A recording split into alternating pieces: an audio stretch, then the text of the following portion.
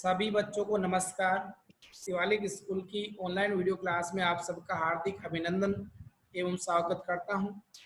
आप लोगों को 11th क्लास की केमिस्ट्री का लेसन नंबर फर्स्ट करा रहा था और उस फर्स्ट लेसन के अंदर आप लोगों को रासायनिक संयोग के नियम पढ़ाया था। रासायनिक संयोग का पहला नियम आप लोगों को बता चुका था, द्रव्यमान संरक्षण का नियम। अब आता है बेटा दूसरा नियम है स्थिर अनुपात का नियम। क्या नाम है रोहित? सर स्थिर अनुपात का नियम। स्थिर अनुपात का नियम देने वाला कौन था? Joseph Proust. कौन था बेटा? Sir Joseph Proust. अच्छा, कौन सा नियम दिया? सर स्थिर अनुपात का नियम। और ये क्या बोलता है सुनो। तो ये कहता है किसी भी यौगिक में उपस्थित, क्या बोला? किसी भी यौगिक में उपस्थित तो किसी यौगिक में उपस्थित किसी परमाणु में, अणु में या यौगिक में? सर यौगिक में। तो किसी यौगिक में उपस्थित तत्वों के भारों का, वापस बोलो क्या बोला?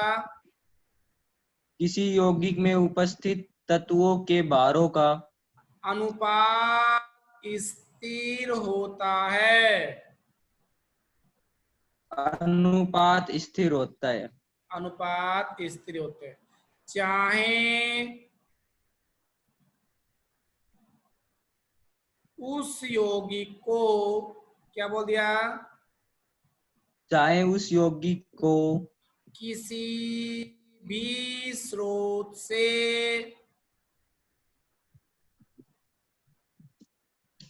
किसी भी स्रोत से कैसे भी प्राप्त किया जाए। कैसे भी प्राप्त किया जाए। वापस से पढ़ना। किसी यौगिक में उपस्थित तत्वों के भारों का अनुपात स्थिर होता है, चाहे उस यौगिक को किसी भी स्रोत में कैसे भी प्राप्त किया जाए। सुनो बेटा, ये बताओ अपने पास में ये कौन सा तत्व है? हाइड्रोजन। हाइड्रोजन। ये कौन सा तत्व है? ऑक्सीजन। ऑक्सीजन। इन तत्वों को मिलाकर एक यौगिक बनाया। कौन सा यौगिक हो गया? Sir H2O। H2O को क्या जल। बोलते हैं? जल। जल। तो जल, मैं वापस बोल रहा हूं सुनो। किसी यौगिक में उपस्थित, तो बेटा यहाँ पर यौगिक कौन है? Sir hydrogen. ना ना ना ना ना ना। यौगिक कौन है? H2O। H2O। H2O जल। तो किसी भी यौगिक में उपस्थित तत्वों के, अब बताओ इस H2O में कौन कौन से यौगिक हैं? सॉरी, इस यौगिक में कौन कौन से तत्व हैं? हाइड्रोजन और ऑक्सीजन। हाइड्रोजन एवं ऑक्सीजन। क्लियर है? Yes sir. हाइड्रोजन कितने हैं बेटा? सर 2। और ऑक्सीजन कितना है? 1। एक। तो हाइड्रोजन है, लेकिन ये तत्वों के भारों का अनुपात बोल रहे हैं या तत्वों के परमाणु क्रमांक या संख्या का? सर भारों का अनुपात। तो हाइड्रोजन का भार 1 होता है, लेकिन हाइड्रोजन है कितनी बार? 2 बार। तो 2 एकम 2। तो ऑक्सीजन कितनी बार है? 1 बार। ऑक्सीजन का भार कितना होता है? 16। तो 2 अनुपात कितना आया? 16। इसका सरल अनुपात निकालो। तो इसका मतलब 1 अनुपात 8। 8 है। अब ये कहता है ये आपका जो यौगिक है वो कौन है बेटा? H2O जल। जल है। अब मैंने क्या किया, इस जल को, किसको? जल को। जल को मैं आपके घर गया, कहाँ गया? आपके घर। और मटके में से पानी ले लिया, किस में से ले लिया? मटके में से।